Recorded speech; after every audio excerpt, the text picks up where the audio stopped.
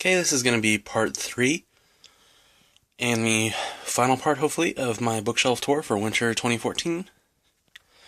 Alright, for this shelf,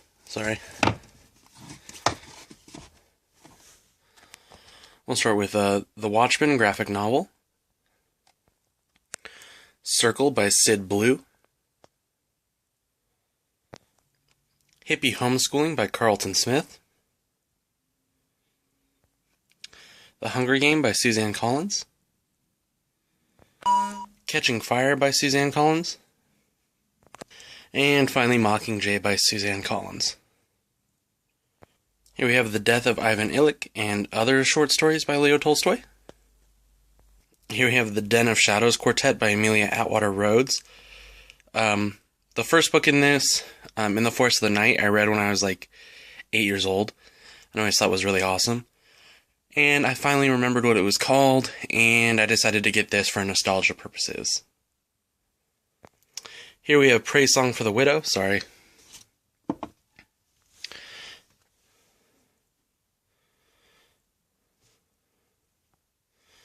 by Polly Marshall. I had to read this for an American Lit class. It's really good, about a woman going on a cruise and kind of finding herself. Here we have The Killer Angels by Jeff Shara. It is about the Civil War. I kind of inherited this from my grandfather. Here we have a Western by Louis L'Amour, The Lonesome Gods, which is a great, great Western. Then we have The Walking Drum by Louis L'Amour, which is sort of like a historical fiction. Then we have the His Dark Materials trilogy by Philip Pullman. The Golden Compass, The Subtle Knife, and The Amber Spyglass, which are written for children, but they're fantastic books. Really, really awesome. Then we have Zen in the Art of Writing by Ray Bradbury. Essentially kind of a collection of essays about writing. We have Wild by Cheryl Strayed, which was just released as a film. I have a review of this up on my channel already. We have A Wrinkle in Time, which I read as a kid, and I've always been, has this, vague, misty memory of. We have The Scarlet Letter by Nathaniel Hawthorne, which I've never read, and that's kind of an embarrassment. And we have Ulysses by James Joyce. And apparently this is, the closest to the 1922 edition. Anyway, I've never read this, and I will one day, but not today. Here we have Sister Carrie by Theodore Dreiser. Here we have my dog interrupting me because he wants attention and I ignore him. This is the bottom shelf of this bookshelf. I keep a lot of my textbooks down here. But we have Frontiers, which is a short history of the American West. Then we have a handbook to literary terms. Another anthology for British literature. Then we have The Critical Tradition, which is about the history of literary commentary. Then we have Does the Frontier Experience Make America Exceptional? Here we have that bright book that you can't read the title of. Oh, there we go. Lying in the White House is a Life of Theodore Roosevelt. House of Leaves by Mark Z. Danielewski, which is this crazy kind of horror, although he claims it's a romance, postmodern mess of a book. I mean, it's crazy, and I can respect it. I got about halfway through it once, if you can think of it that way, and then I tried to reread it from that point, but that's impossible. It's something you have to go out, you have to look at it. I suggest you go look it up. I can't explain it to you. Then we have Johnny Cash, The Life by Robert Hilburn, which is an excellent biography about Johnny Cash, the Man in Black. Here we have the Lonesome Dove series. Lonesome Dove is the first one written, but the third in the series, and is a Pulitzer Prize-winning novel. The second book written, but the fourth book in the series is Streets of Laredo. Then the first book in the series and the third one written is Dead Man's Walk. And the last book written, but the second book in the series, is Comanche Moon. Overall, it's a really excellent series. Larry McMurtry writes very good westerns, and Lonesome Dove overall is a masterpiece of a book. I highly suggest reading it. Here we have And the Mountains Echoed by Khaled Hosseini. I haven't read that yet, but I plan to very soon. And How to Stay Alive in the Woods, which is a survival book that's made out of like rubber, so it's pretty much indestructible, which I think is kind of awesome.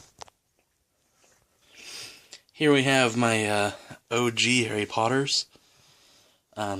Pulled these out of a closet in our garage because I have to read The Order of the Phoenix right there for a class next semester, but yeah. These are all first editions, I guess, which at some point might be valuable. I doubt it, but yeah. I was into it when I was younger, so I have all of them. Okay, here we have the first shelf on my little bookcase. We have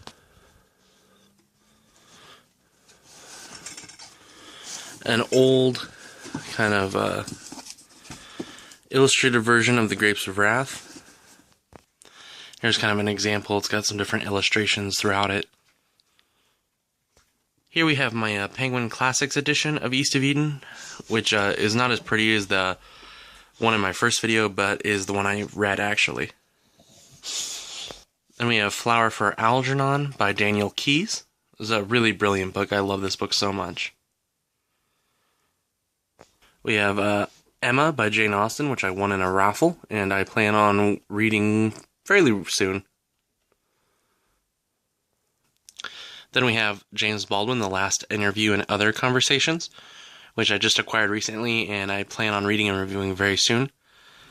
Love James Baldwin. Then we have The Harvest of the Years by Luther Burbank, and it's kind of his autobiography slash manifesto. He's a really interesting dude. He's a weird dude. Read All Over Creation by Ruth Ozeki, which is in my first bookshelf video, and then you'll understand why I have this. Next up is A Christmas Carol by Charles Dickens, which I had to read for a Brit Lit class this semester, and I plan on doing a Christmas review for. Next we have Johnny Cash, the autobiography, or just Cash. And this is a really interesting, although it's not as good as Johnny Cash, The Life, which I had over there, because this is a more purified version of the story.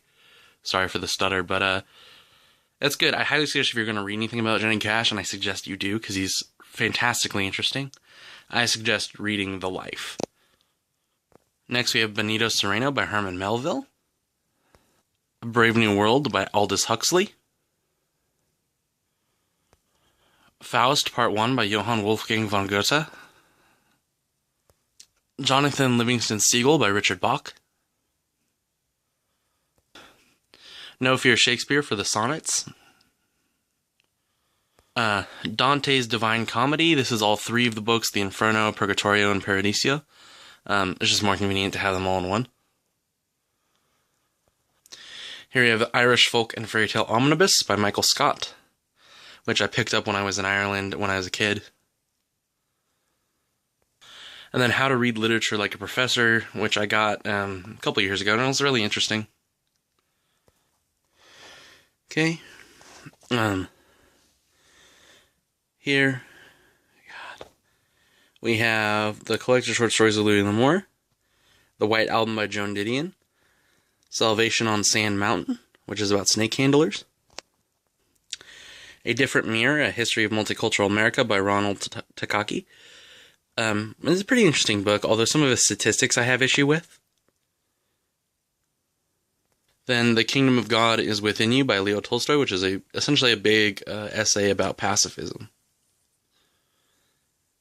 Here we have Everyman and Other Miracle and Morality Plays, which is just a really old English play that I had to read for a class.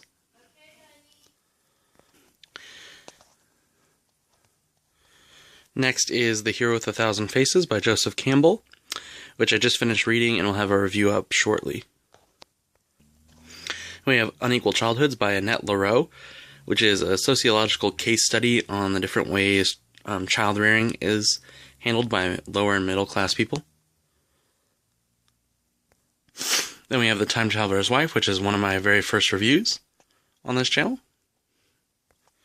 Then we have Big Fish, a novel of mythic proportions by Daniel Wallace, which is what the movie was based off of. Here we have Hunter S. Thompson, Fear and Loathing in Las Vegas, and The Rum Diary. I like the idea of him, but I find his writing to be not that interesting to me, personally, but I like the idea. Next, we have The Man Who Quit Money, which is about a man who no longer uses money, and kind of his different life philosophy. Pretty interesting, by Mark Sundin.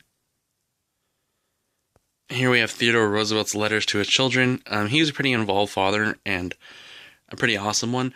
And these are a collected set of like the letters he would write to his kids and so forth.